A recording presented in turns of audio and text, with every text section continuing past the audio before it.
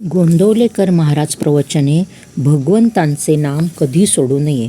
जगामध्ये सर्वस्वी खरे असे अस्तित्व एकच असले पाहिजे, त्यालाच आपण भगवंत असे म्हणतो. भगवंत हा अत्यंत सूक्ष्म असल्यामुळे मनुष्याचा विचार त्याच्यापर्यंत पोहोचू शकत नाही.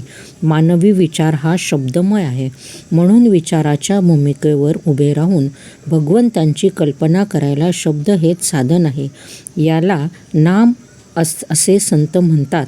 ज्या अंतःकरणात नाम आहे, म्हणजे ज्या अंतःकरणामध्ये भगवंताबद्दल प्रेम, अस्तिक्य बुद्धी, भाव, श्रद्धा आहे, तिथे भगवंत विशेष प्रकट झालेला दिसून येतो.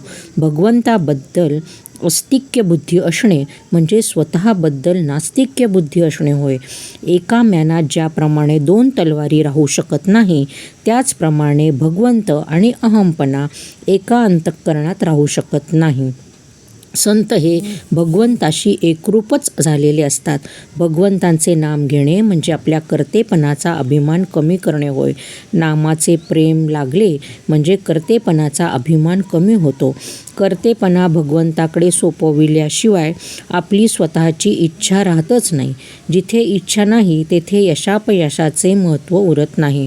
कधी सुख तर कधी दुःख, कधी यश तर कधी अपयश हा प्रपंचाचा धर्मच आहे, हे ओळखून आपल्या आयुष्यात घडणाऱ्या सर्व घटना त्याच्या इच्छेने आणि सत्तेने घडून येतात, अशी जाणीव ज्याच्या अंतःकरणामध्ये उमटली, त्याला भगवंताचे अस्तित्व खरे समजले.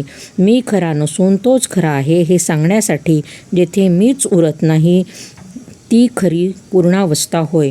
तिथे मी त्याला जाणतो ते देखील संभवत नाही. संत ओळखू यायला आणि त्याची भेट घडायला भगवंताचे नामच घेत राहणे आवश्यक आहे.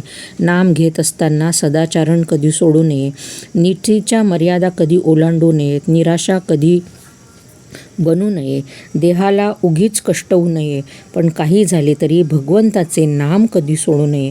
कर्तव्याचे फळ प्रारब्धीन असल्यामुळे जे फळ मिळेल त्यात समाधान मानावे. किंबहुना भगवंताच्या सत्तेने सर्व सूत्रे हलतात, म्हणून प्रारब्ध देखील त्याच्या नजरेखाली काम करते. नाम घेणे म्हणजे सर्वस्व देणेच होय. मोठा अधिकारी आपल्या सहीचा शिक्का करतो, तो ज्याला हातामध्ये असतो तो मनुष्य त्या शिक्क्याने साहेबाइतकेच काम करून घेऊ शकतो. हे जसे व्यवहारामध्ये आहे, अगदी तसेच भगवंताच्या बाबतीत आहे. जे काम प्रत्यक्ष भगवंत करतो तेच काम त्याचे नाम करीत असते.